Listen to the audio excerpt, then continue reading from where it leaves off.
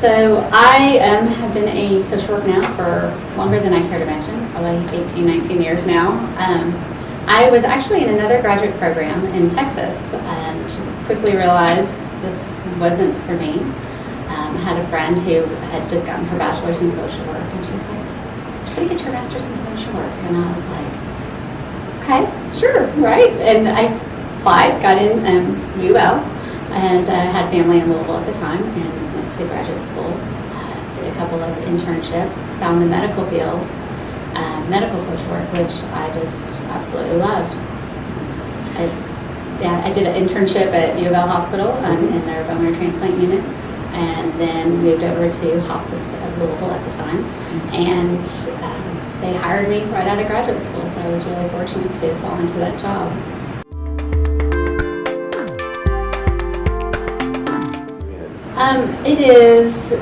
It's for me, it's a very tangible thing. You work with these patients who have needs outside of just being the physical, right? You have patients who are very complex medical problems, but with that, life doesn't stop when you're sick. It keeps going on, and so other things can immediately start collapsing around you. But those are tangible things for me that I can sit there and go, oh, I can help with that. Let me do this. Let me call this place and help and see if I can get some assistance for your rent. Let me see if I can help find transportation assistance, right? So I think that's something that we say here a lot when working with patients is that, we want to help with those peripheral things. We let our wonderful doctors and nurses take care of the physical, and we want to help with all the psychosocial. And it's sometimes very practical, but it's also very emotional, right? Especially if you're dealing with a chronic disease. And many cancers can be a chronic disease, right? So we can get in there and we can offer that emotional support and that practical support, and we can help their families. A lot of educating, letting them know that this is what they're experiencing is not outside the realm of normal of having a cancer diagnosis. So all those things together, it's nice to know and it's nice to see you have a patient who's very sick, and you do a lot of work, and then you work with them throughout the whole entire process, and then 6 months later they're coming back in for their wellness check and blood work or labs or scans, and they look amazing. And sometimes that you don't even hardly recognize them, right? Because when you saw them, they were so sick, and now their hair's coming back in, and they just look phenomenal, and that just really sustains you, and it keeps you going. And I just, when I found this, I knew immediately it was for me, right? The medical part of it, and all my careers have been in medical since then. So I've done a little bit with some nonprofit medical side of things, not necessarily the fundraising, but the patient services part of it. I worked for the Leukemia and Lymphoma Society as a patient services manager, and providing support and programs and things like that for patients, and that was really great. And then did a very small stint in a nursing home here in Lexington, and that was good and well, but a lot of paperwork, which wasn't for me. I'm much more of a people person. So I came to UK, and here I am. I've been here about 7.5 years now. A long time.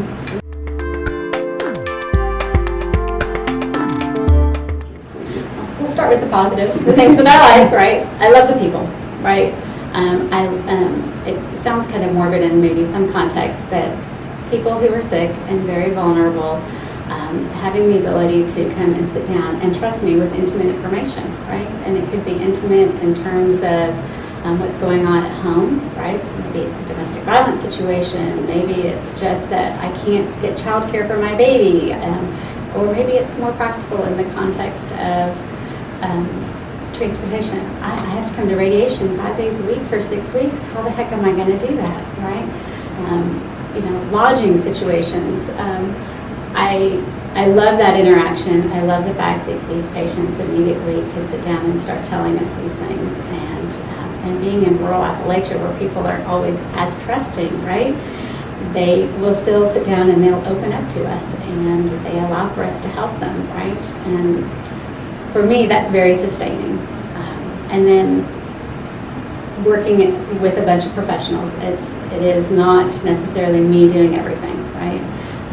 I've got a group of people, whether it be doctors, nurses, techs, whomever, and it's very collaborative, right? So I can go to the doctor and say, oh my gosh, I've got this going on with my patient today. Can you help with this medication perhaps maybe, or recently we had a guardianship type issue, right? And he's like, yeah, what do I need to do? And so then I go to the nurse and I'm like, oh, I can't find this doctor. Can you get him to sign these forms for me so I can get this prescription assistance for this patient? And she's like, oh yeah, let me go do that. And so it's not just me being solo. It's a bunch of us working together in many different facets and many different capacities. So that's what I really enjoy about this, right? What do I not enjoy? Probably the same things that I do enjoy, right? It just depends on the day. You have different personalities. You have different patients, right? You have patients who don't always appreciate what you want to do and how you want to help. Patients who sometimes can be a bit demanding of what they want and how they want to be helped, right?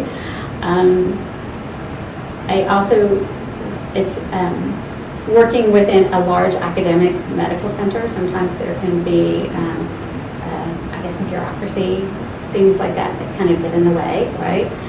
That prevent you maybe sometimes from doing what it is that you want to do and how you want to do it. Those are the things that are probably the most challenging, the difficult patients and the politics. But then at the end of the day, you see something happens, somebody says something that's very meaningful. You've got a great team of people that I'm working with directly every day, just here within our Psych Oncology group. And so we do a lot of debriefing too, right? Because there is sadness. When you're working with cancer, you have patients who don't make it. And sometimes they get under your skin, so to speak, in an affectionate way, right? So when you lose those patients, we all kind of grieve together and we support one another. But again, when you see that one patient who was in ICU after something horrible had happened, sepsis, whatever it might be, and you see them and they look phenomenal. We have patients one patient in particular who, it's almost Valentine's Day, he'll bring us each a box of chocolate because we were able to help him during his cancer journey, right? And you see things like that, and it sustains. It sustains. And I think that's why I've been able to hang out in the medical field as long as I have, because of people and patients like that.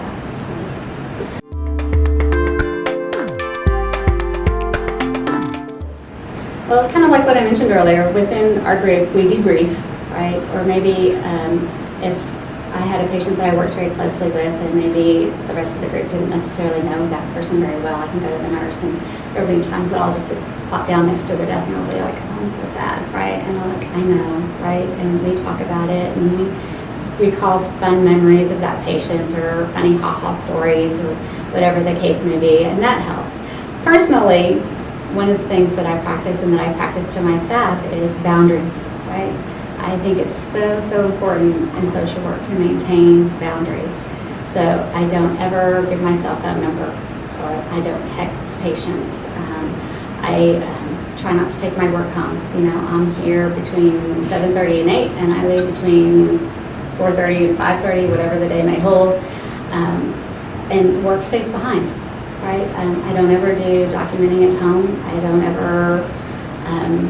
try to do anything at home, right? Home is home, and it's my time to get away from it all.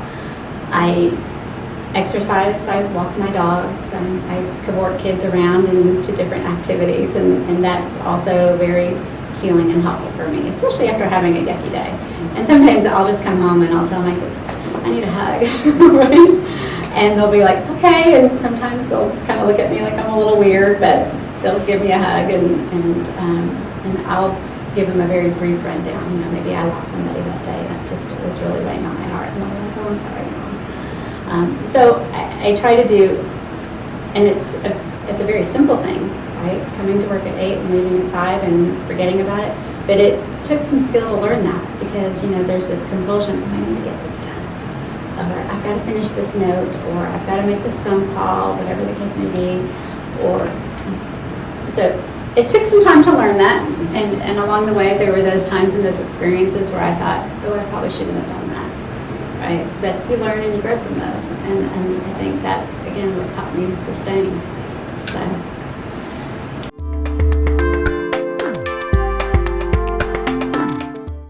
So, the basic thing, and I remember just from my experience, going through the practicum list, so this was a while ago, right, because it wasn't online or anything fancy like that, and reading through all the options, carefully contemplating, right, deciding, and then just following your instinct. For me, when I saw U of L Hospital and Hospice of Louisville, I knew that those were things for me. It sounds funny, it sounds bizarre, but I felt compelled. When I got into those internship opportunities, I took any learning thing that I could take in, I did. So, for example, at Hospice of Louisville, we had the opportunity in those days, and I don't know if they still do this, where social workers could actually attend the patient's death, right? So after the patient had passed, we would go to the house, we would provide emotional support to the family, a nurse would come and do their thing, and we would leave, and the social worker would stay until that patient was removed from the home, right? And make sure everybody was okay, and we'd leave. I thought that was like the coolest thing ever, right? I remember being really grossed out when I first saw somebody, right? Because I hadn't had that kind of exposure. But wow, again, what an amazing, vulnerable moment to be working with these families. And so looking for those opportunities, really, any kind of learning opportunity within any kind of practicum placement. What I look for in my students is that initiative, somebody who wants to sit there and go, oh, I want to go on a visit with that. I want to go see a patient who's crying in clinic, right? I don't want that reticence, right? I mean, oh my gosh, what do? I want that. Go get it. Let's go see what's happening, and I'm going to learn from that. So advice is, again, learn from those opportunities. They're difficult, they're challenging. Look for the opportunity to do something different, right? My supervisor thought it was funny that I wanted to go and do these like on-call death rotations, right? But I was wanting to learn. I was wanting to take it all in, and I think that just gave me a more well-rounded experience, right? And I think it also taught me the skill of, it's pretty intimidating. And it's kind of scary, the idea of working with patients who are cancer or who are dying or whatever. But it was just an amazing opportunity to learn. So looking for those little things that you can do. Research. I mean, here we have so many different things that our patients and students can learn from, right? Students especially, what they can do and how they can do it, and take advantage of that.